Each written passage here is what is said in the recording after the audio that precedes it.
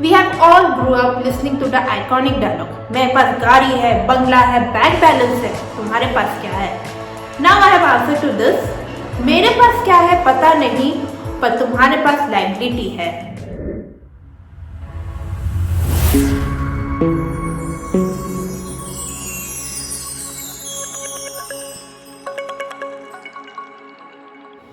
Hey all, welcome to my channel. You must have got confused at what I am saying right now. How can an asset be a liability? Well, I'll tell you, even I was thinking, how can it be correct, right? Like we have been all grown up that that's your asset, your house, your car, your bank balance are always been your asset. But how come now I'm saying that it's a liability? Well, it was also an eye-opener for me and also forced me to look at other things that I have not seen that side of it.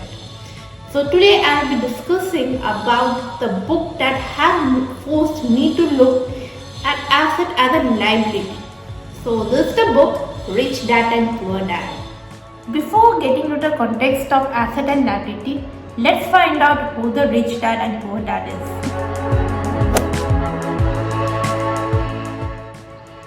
Poor dad is one who works for the money, and rich dad is one who makes money work for them.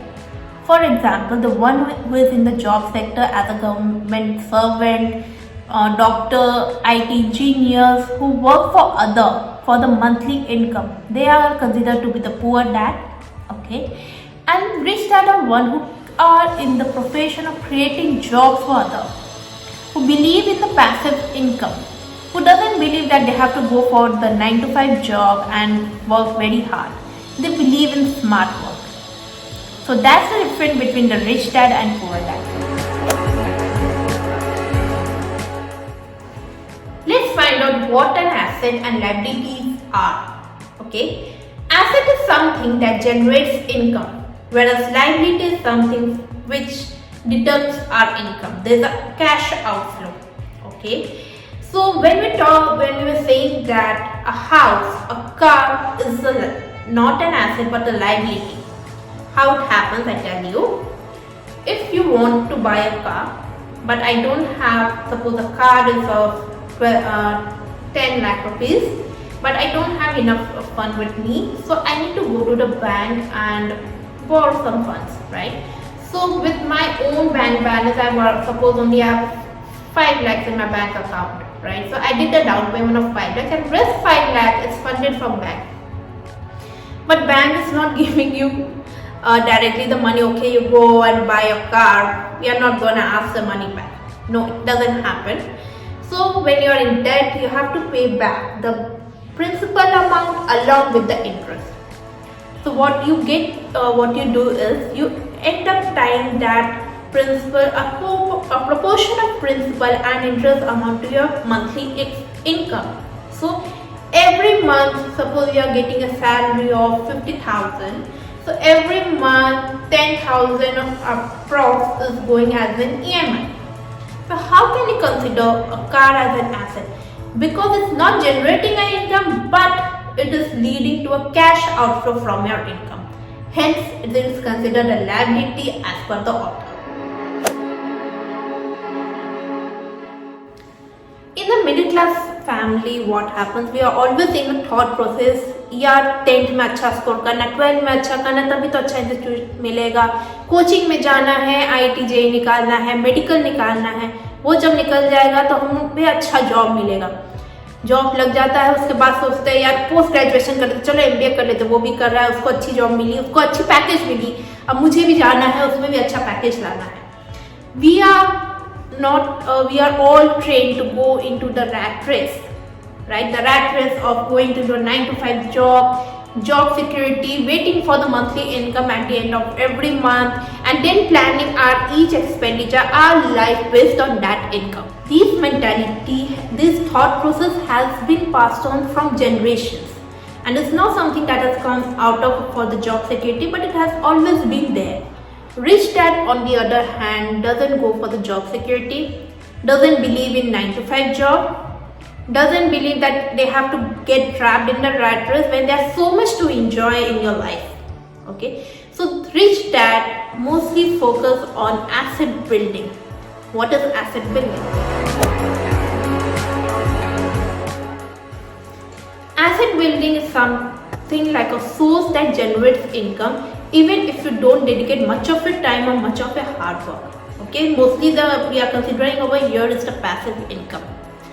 Passive income is where you don't have to be actively involved in that. You don't have to be working like a 9 to 5 job where you have to be present throughout that 9 hours of work.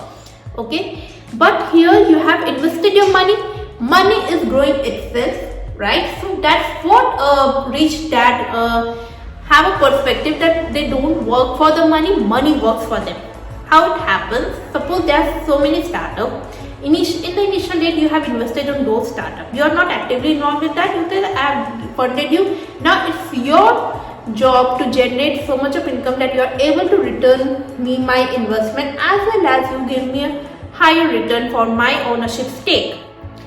Second example can be investing in a stock market. You are invested your money over there. The stock prices will fluctuate depending on the demand and supply of the market. It will generate you a higher return with a longer period of time. That's also a source of passive income. Another source of passive income can be the real estate, buying a house or a shop, not for your personal use but for the commercial use.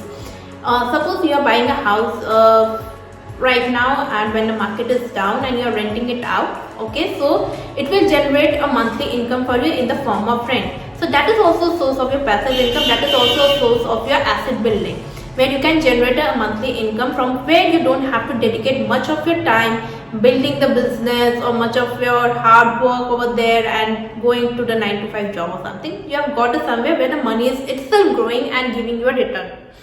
Also, you can do one thing, like you can buy a house when the market is down, when the demand for the real estate is low. At that time the prices are lower in the market. Okay, so you can buy a house at that time. Suppose the rate is at that time is around 50 lakhs a house. Okay, so you can buy at that and keep it on a hold, and later when the prices rises, when there's a demand in the real estate, when the economy stabilizes, so you can sell that house at a 70 lakh at a higher price. So your 20 lakhs is your income. Okay, so how this is the way the rich dad focuses on building their asset.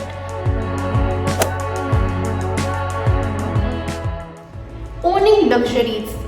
Well, this also differentiates between the rich dad and poor dad. We in the middle class family have a mentality, once we start earning, we start spending more on the luxurious item to look rich or to be to be called as belonging to a richer class. But the rich dad, what they do is, first in the initial days, what they do, they from one source of income they start building another source of income. Luxurious item is always in the bottom of their list.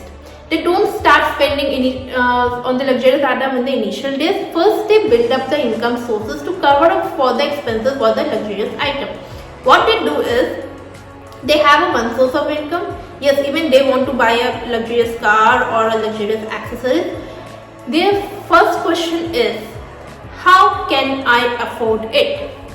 We are always like, oh my god, that's we in the middle class family, we are always in the like, wow, that car looks so nice, that's very expensive, I can't afford it. But rich class, they also get fascinated with this luxurious item, but their question is always like, how can I afford it? They know that yes, a single source of income or from the 9 to 5 job, they are not able to meet that requirement. Okay, so what they do is they start building for the another source of income. That's what differentiates between a rich dad and a poor dad. The question should always be, how can I afford it, instead of I can't afford it. Mind your own business, okay? Well, I was not threatening you, but yes, mind your own business is a very important point. Minding your business literally means building a business. So you are into a job sector, okay, 9 to 5. After 5 o'clock, what are you? If I ask you, who are you?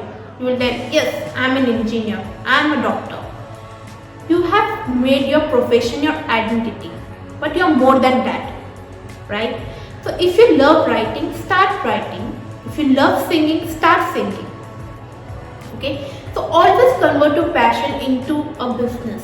Okay, always try to build your own business. Even if you're not, you don't have such kind of hobby or passion, you can also look at different sources. Start investing in another firm, start investing in another business. Always work for yourself. We're always in a habit of working for others, giving us so much of time in there, but at one time we just stop like, yeah, we haven't done for ourselves. Okay, pick up your notebook and a pen and sit down and point out things what you are interested in. You can build up a business from there.